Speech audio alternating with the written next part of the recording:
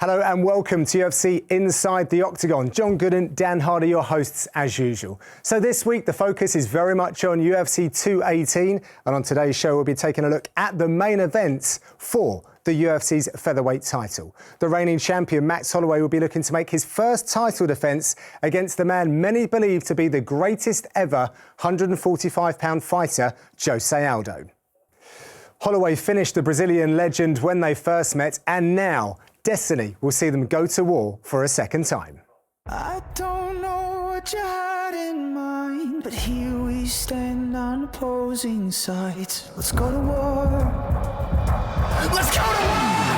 11 straight wins for featherweight champion Max Holloway. Jose Aldo, arguably the most decorated guy in this division. One of the all-time greats. This man is scared. Alistair's a beast. We're going to have an exciting war. Let's go to war! Big card, UFC 218, a whole lot of violence, and we get to run this one back again for the title. Now, there's a lot to talk about, Dan. We're not going to focus on this too much because there's so much more good stuff to talk about, but I'm just going to tease this for now. Yep. Holloway being the taller fighter and Aldo perhaps having a few problems with that. You've been looking at my notes, haven't you? You know what Quite I'm possibly, about, yeah. when you popped out earlier. But I think what's more important now is to get into the analysis. Yes, absolutely. So, shall we take a look at the first fight? OK, my goodness, there's so much to talk about. Right, so the first thing we need to understand is the way that these two fighters fight. Now, Max Holloway very much teases and tests the defence all the time, but it seemed like his game plan going into this fight was to just make Aldo work, force him to be uncomfortable, force him to fight at a pace that he's not allowed to dictate. Usually when Aldo's fighting, he's the one that's dictating the pace, and he's got he's very conscious about his pacing. So Max Holloway was trying to take him out of that. And now what you see him doing is he starts to catch him and then waits for Aldo to reset before he strikes him again. So always messing with the timing of Aldo, not allowing Aldo to get away with anything. Every time Aldo throws something, he knows that he's going to have to defend. So for every time he expends energy, he knows he needs to expend a bit more because Holloway's going to be throwing something back. And then you start to see, well, this happens, the end of the second round. Holloway takes a shot and all of a sudden his confidence grows. Now, I'm just going to pause for 1 second. I just want you to understand what's going on in the head of Max Holloway here, because he's now fought with the best featherweight of all time for the best part of 2 rounds. He's just taken a clean shot and he realises his power's gone. Max Holloway now realises that he is starting to take control of this fight. And this is what I think is really interesting. Yeah. Because you hear commentators say, oh, he's shown his hand there, he got hurt there because he's reacting to it. Yeah. But actually, you have an entirely different take on this. And this is why we love you, Dan. Yeah. Your different take.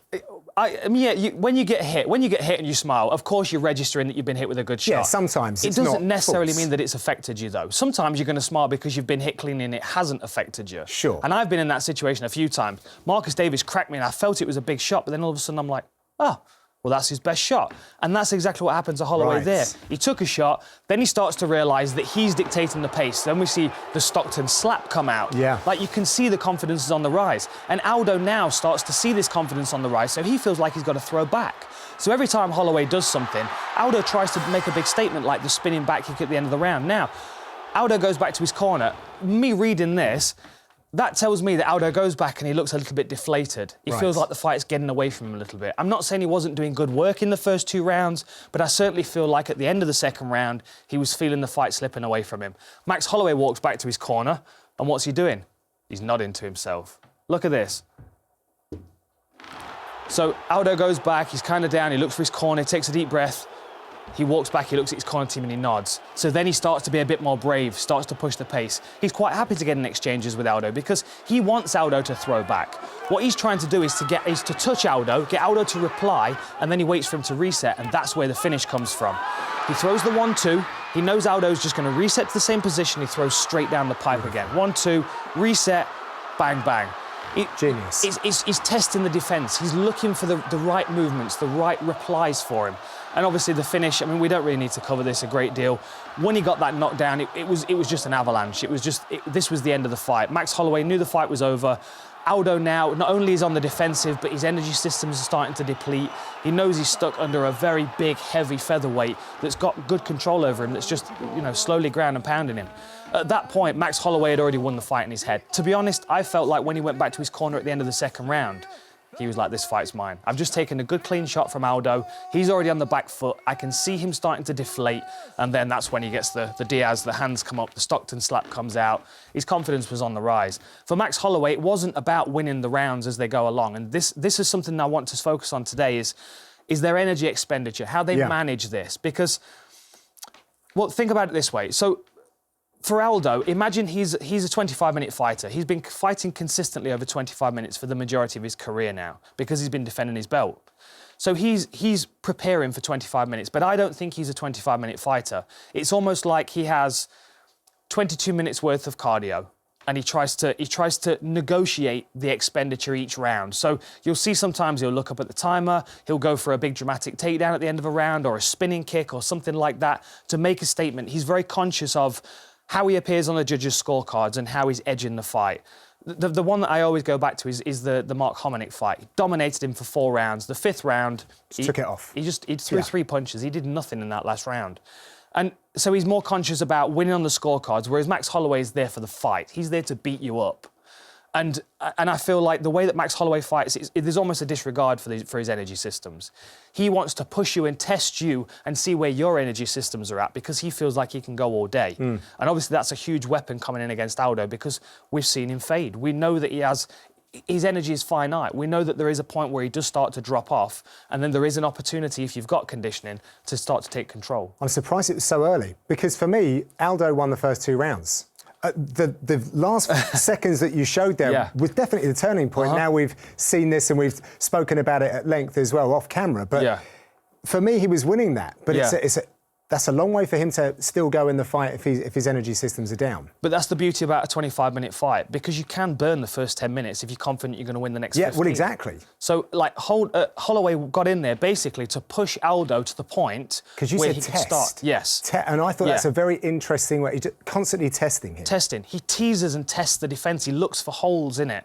And then when he starts to see people slowing down, when he starts to see people overreact, like the amount of times he would touch Aldo would throw something back because he felt like he need to, and then Max Holloway slightly out of range and then he steps in and drills him 2 more times. Okay. So it's about winning the psychological game for Max Holloway. It's about finding his way into the fight, and I don't think he realised it was going to come so soon as well.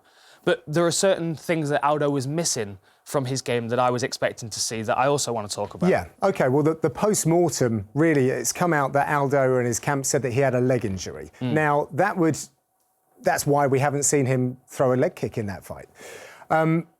On the other side of things, it was just the perfect game plan by Holloway. He had envisioned this ground and pound finish. He was going to give away the first 2 rounds because he knew that Aldo would slow. The other thing that Aldo's come out and said, this is brilliant, by the way, that they've all given out their game because plans. They didn't know they were going to rematch straight away, so they've spilled the proverbial beans, as it were. Yes, exactly. And he was reaching for Holloway. So as we were teasing earlier, when you're reaching at a 5'11" guy, he thought that he was going to have a boxing contest and he'd be OK. Well, it didn't seem that way. So what that means to me is this could be an entirely different rematch from what we've seen, which makes it so exciting and gives us a lot more to talk about. It does. And if we take into account the fact that Aldo possibly had a leg injury, then that takes away 2 strings to his bow, which I was expecting him to use, the low kicks and the takedowns. 2 things that were really lacking and 2 things that may have given him away into the fight, which we didn't really see him use. Now, the first thing I want to talk about, and the thing that we've seen him use so well against the guys like Frankie Edgar and Mark Hominick and guys like that, is the head movement. There was no rush to try and make a statement early on in these fights because he felt like he was going to win the fight in the long run anyway. He had a good understanding and judgment of their timing and their range, whereas because Holloway moves in such an unusual way, and he started to feel the fight getting away from him, he wasn't using that head movement nearly as much. He was trying to catch him on the counter. The other thing he didn't use at all were takedowns. And what's interesting is that every time he fights someone that's equal to his height or taller, he always takes them down. Right. Which is fascinating. I mean, you go down the stats and it's quite amazing, really, how consistent it is. I mean, everybody really, like Edgar the first and second time he fought him, Mendez as well, he didn't go for any takedowns, but he defended the most of them. The only anomaly is Kenny Florian, who came out and tried to take him down 19 times and failed 18. So Aldo already felt like he had control of that fight because Florian was so insistent on a ground battle. Whereas when he's fighting guys like Chan Sung Jung, why not mix it up, take him down? I think that a little bit of head movement would open up the takedowns and would also allow him to throw some more low kicks. And I think they would really affect the outcome of this fight if he did invest in them. OK, so considering then what Jose could bring, and then also being mindful that the Holloway camp executed their game plan perfectly last time, what are these other tools that Holloway can bring to this contest? Well, if we assume that Jose Aldo's coming into this with the same body, the same physical issues that he had, we take out the low kicks, we take out the probability of him shooting, Max Holloway already has the game plan that works. So he knows he can just rerun that and defend his belt. However, if we do see an adaptation from Jose Aldo, we should. I mean, he's going to go back and watch this and really study it. I would expect him to think, right, I need to at least threaten the mixed martial arts game, I need to at least threaten the takedown.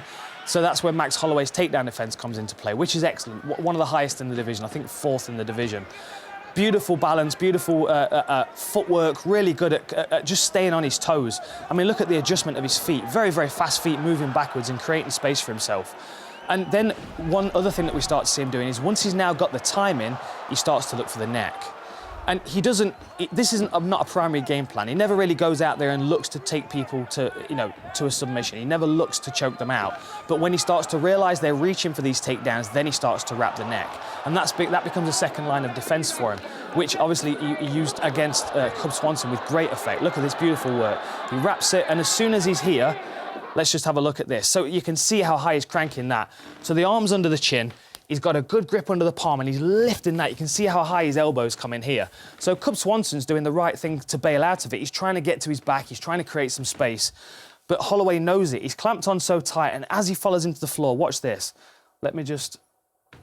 So just watch the left leg of Holloway, because what happens is, as Cub Swanson drops, he comes straight over the top and drops it down on top. So he takes the mount position in the scramble, which means that there was no exit for Cub Swanson here. So as he goes down, look at that, leg goes straight over, clamps down, and then he just drops his weight onto him. You can see all the back muscles here. He's squeezing so tight. I mean, he's got an excellent squeeze.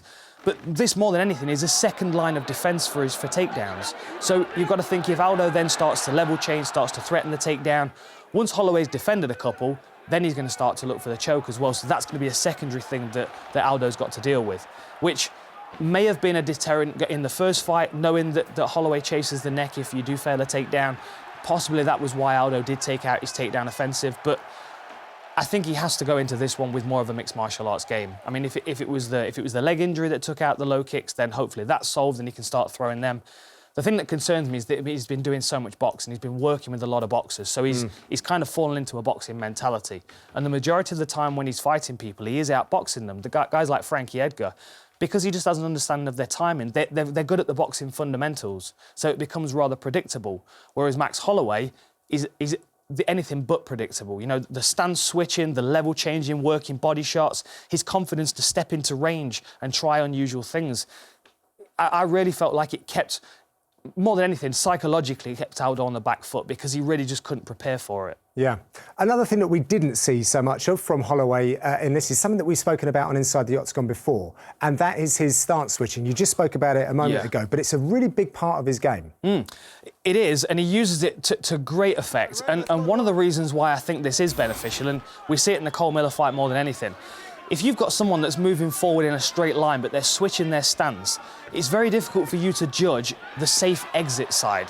When you're being backed up against the fence, you've got a 50-50 choice. You're either going to move right or left.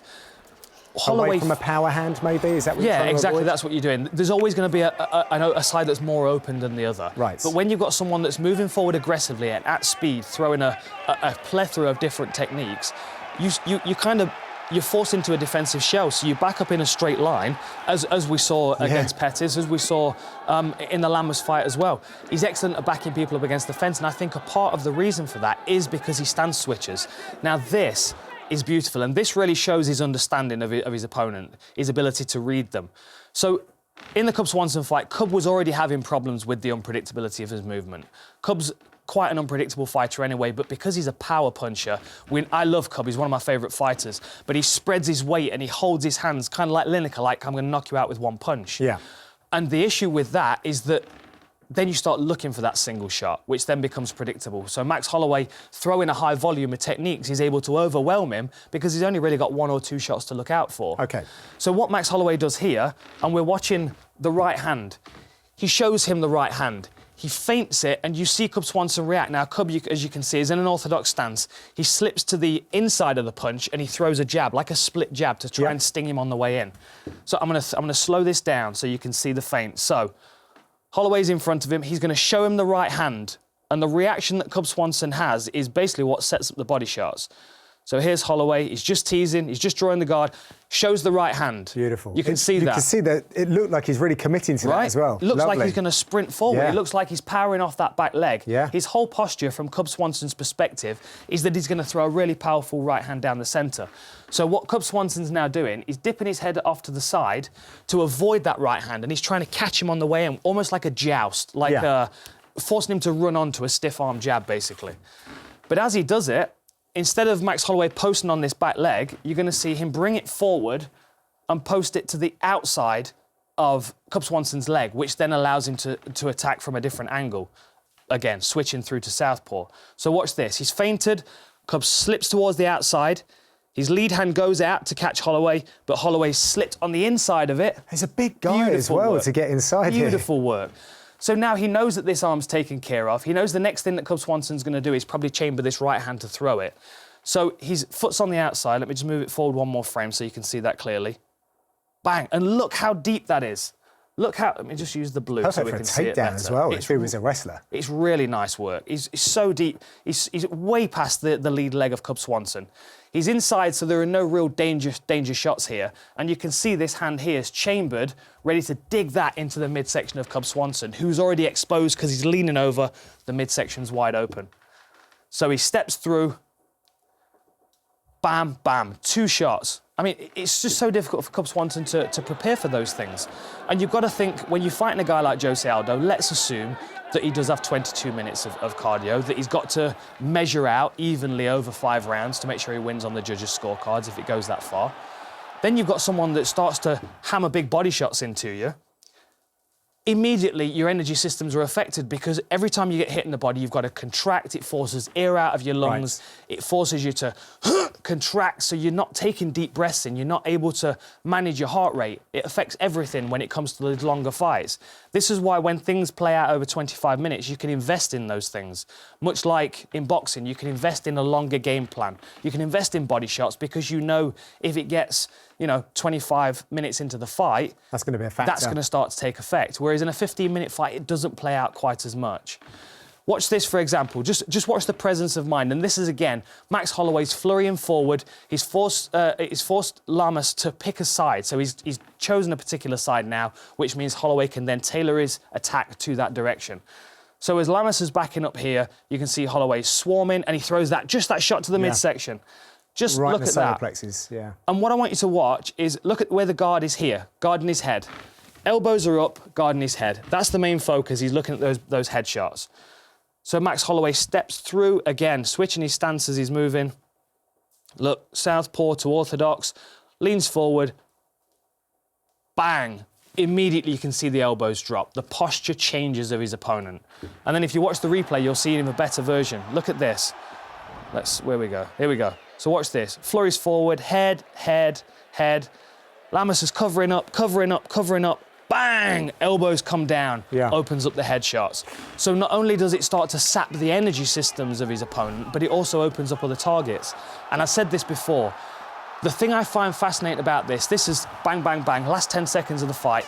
If you showed somebody just this 10 seconds of this fight, you know who won the fight. Yeah. You don't need to see Max Holloway dominate for 15 minutes because you could see him dominate that last 10 seconds. His intensity, stand here, let's trade punches. He was on his toes moving forward. Lamas was on his heels throwing as counters. He looked uncomfortable. Max Holloway was pressuring all the time.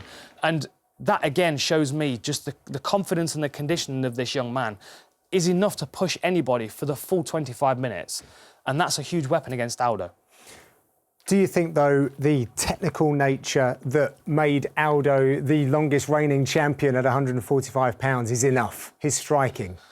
I think it is if he goes back to all the tools that we've seen him use before. But he's got to use them all. He has to use them all. Okay. It's a complete game, and I really felt like he just got sucked into a boxing game plan. I think they thought that they could win it by just boxing. Yeah. And But then, was that a confidence in his hands in comparison to Holloway, or was that knowing that there were certain tools that he couldn't use because of like injuries? An injury, sure. So if a leg injury is there, that takes out low kicks. We don't also know how that was affecting his level changing. Mm-hmm.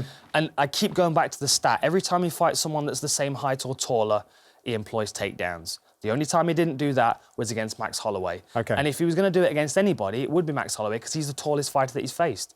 The next tallest one is Kenny Florian, who's 5'10". Max Holloway's 5'11". But he is the neck snatcher as well, isn't he? Well, this is it. So you've got to... I mean, he's managing the risks. He's trying to figure out which ones, which one... Choose your poison. Exactly. Choose your poison, basically. Yeah. So let's get into Aldo's striking. Let's get into the things that he's very good at.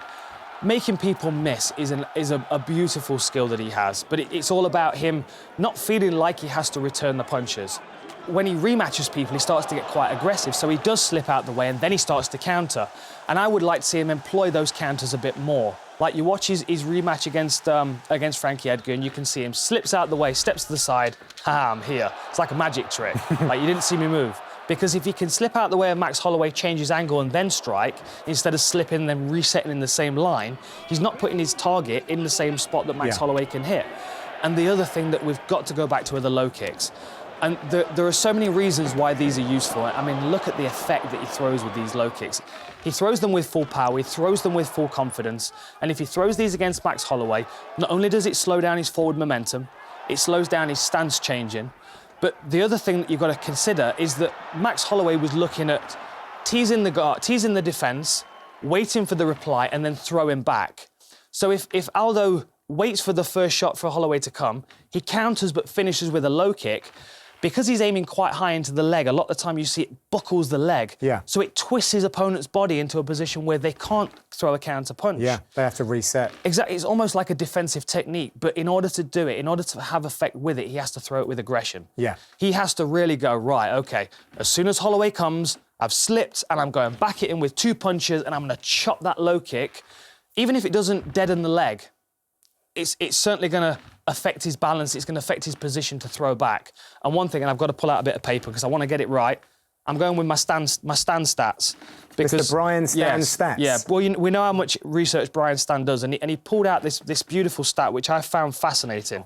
Holloway absorbed low kicks from these 3 fighters. In the Lammers fight, 25 of 28 low kicks absorbed. Against Stevens, 24 of 26. And against Swanson, 17 of 23. He's got to throw low kicks. So there's a vulnerability there without a doubt. Partly because of the way Max Holloway fights, he likes to stand heavy on that lead leg so he can throw, so he can counter those punches. He likes to punch over his opponent. Right. But at the same time, when he's switching stances, it's difficult to be able to stop and pick your leg up to check a kick. So it's definitely an option for Aldo if, obviously, he's physically able to throw the low kicks. Yeah, this is fascinating. And they're at really interesting points of their career. You know, Holloway went back to Hawaii, had the huge parade.